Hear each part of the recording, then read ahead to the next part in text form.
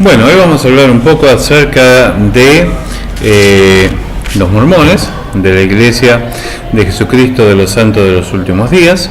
Te cuento, bueno, que el ruido de fondo es, los chicos están en recreo, estoy en la escuela, estoy trabajando en la escuela, así que bueno, voy a aprovechar estos minutos para hablar un poquito acerca de la Iglesia de Jesucristo de los Santos de los Últimos Días. En realidad esta secta fue creada por José Smith, que nació en 1805 en Estados Unidos. Y la historia de Smith es bastante singular porque dice que cuando tenía 14 años él quería decidir en qué iglesia congregarse, en qué iglesia poder participar. Y dice que como había mucha corrupción, había muchas iglesias, muchas doctrinas, muchos temas bastante así diversos, él se puso en un ayuno, en una oración muy cerrado, y dice que se le apareció en una visión el Padre y el Hijo, y le dijeron que no se fuera a ninguna iglesia porque todas las iglesias estaban corrompidas, que todas estaban dominadas por un espíritu de error, y que él había sido elegido para llevar la verdadera iglesia de Jesús. Bueno, pasa un tiempo y dice que tuvo en visión la aparición de un ángel. Ese ángel se llama Moroni, él dice que se llamaba Moroni, y ese ángel le reveló la existencia de un libro de oro con la nueva religión, o con la verdadera religión de Dios y de Jesucristo. Entonces este ángel Moroni le dice que él había sido el elegido por Dios para llevar a cabo este redescubrimiento de la verdadera doctrina y la verdadera iglesia de Dios. Resulta que por indicaciones de este ángel, José Smith encuentra el libro, un libro de oro escrito en jeroglíficos, y lo descifra basándose con dos piedras mágicas que se ayudaba para la traducción. De ahí nace el libro del Mormón. El libro del Mormón fue traducido o escrito, fue escrito por José Smith, según dice una traducción de este libro de oro, fue hecho en 1827 y 1830. Ahora, el tema es el siguiente. Bueno, sigue toda esta doctrina, y después, bueno, cuando terminó su tarea, este ángel Moroni le exige que le devuelva el libro a las piedras. Entonces, bueno, no hay nada que atestigue realmente que esto es así. Ahora, en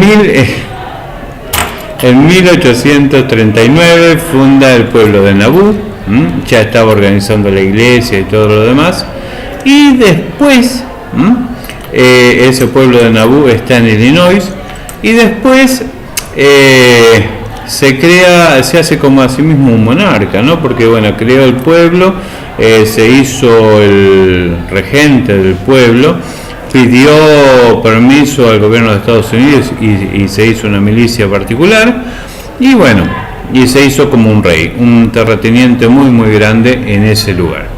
Ahora, en 1843 dice que recibe una revelación acerca de la poligamia, que el hombre tenía que ser polígamo. Entonces, claro, bueno, se agarra, se conoce más o menos 46 esposas de él, y bueno, y esto desató todo un escándalo. Ahora, en 1844 se decide presentar como presidente a Estados Unidos, y por todo este despiole, por todos los escándalos de la poligamia y todo esto que estaba haciendo, lo meten preso. Una vez que está en la cárcel, el pueblo enardecido toma la cárcel y lo mata a él y a su hermano el 27 de junio de 1844. Entonces, ahí es cuando muere José Smith. Se produce un gran cisma ya en la iglesia que se había formado, porque tenía muchos adherentes, claro, porque ellos negaban el infierno, decían que podían tener cualquier cantidad de esposas y todo eso. Entonces, bueno, todos recontentos, iban todos para los mormones. Ahora, en este cisma que se produce, aparece en escena Brigham Young y agarra y toma las riendas de lo que es la iglesia mormona y se va para la zona de Salt Lake, y en el 1847 crea Salt Lake City, que es el centro mundial de los mormones. Ahora, esa región prospera bajo el liderazgo del señor Young, y bueno, lo declaran territorio de Utah y encima lo ponen a él como gobernador.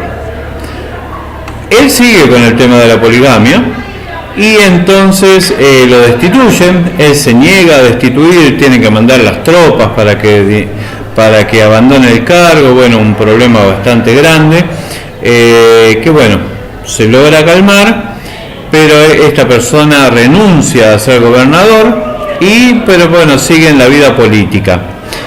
Sigue todo el tema de la poligamia, de la monogamia, hasta que en 1890 un tal, donde lo tengo escrito, Wilford Woodruff, llama a que realmente tienen que ser monógamos, una sola esposa, aunque en realidad la base del mormón sigue hablando de la poligamia y sigue permitiendo la poligamia, y muchos de estos temas no se sabe porque es una estructura totalmente cerrada, totalmente hermética, y no se sabe bien qué es lo que pasa.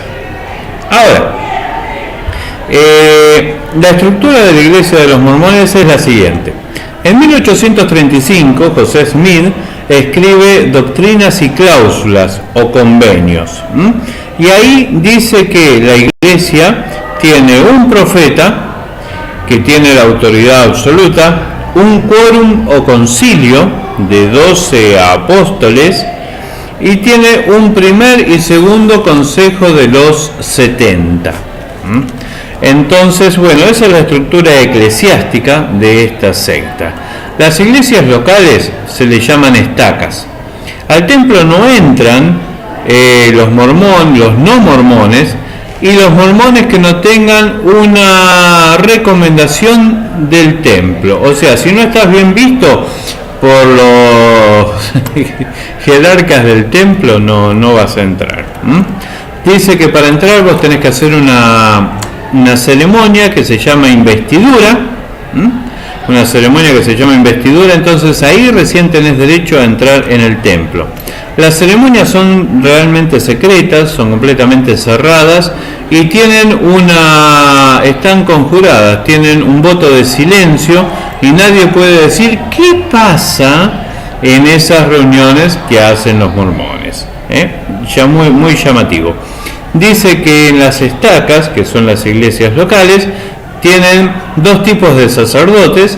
Tienen el sacerdote menor, que es el sacerdocio de Aarón, y el sacerdote mayor, que es el sacerdocio de Melquisedec. En la parte de la doctrina se basa en 4 libros: la Biblia, el libro del Mormón, Doctrinas y Convenios, o Cláusulas, que es lo que escribió Smith en 1835, que te cuento que tiene 135 revelaciones e informes, 135 revelaciones. Y también algo que se llama la Perla de Gran Valor, que es una recopilación de trabajos varios que son antiguos y nuevos. Todos estos libros están sujetos a la interpretación de los apóstoles y pueden tener una nueva revelación o una nueva forma de interpretación de estos escritos. En la parte también doctrinaria donde hay grandes confusiones es en la Trinidad. En la Trinidad dicen que son 3 dioses separados: Dios Padre, Dios Hijo y Dios Espíritu Santo. Dice que el Padre fue hombre que vivió en la tierra y con su esfuerzo personal se hizo Dios. Con su esfuerzo personal se hizo Dios. Tiene un cuerpo de carne y hueso y sigue en un proceso continuo de perfección. Dios el Hijo es Jesús, lo reconocen como Salvador, como libertador del mundo, que muerto y resucitado, que va a volver a gobernar esta tierra con la iglesia. Y el Espíritu Santo es una doctrina confusa, porque dicen que si bien es Dios, al no tener cuerpo, no tendría o no llegaría a ser un Dios. Y entonces es bastante complicado el tema. También dice que Dios vino a la tierra como Adán y se trajo del cielo a una de sus esposas, a Eva. Entonces ahí empezó la raza. Entonces, que nuestro Padre, nuestro Dios, es Adán. También dicen que los de raza negra son malditos.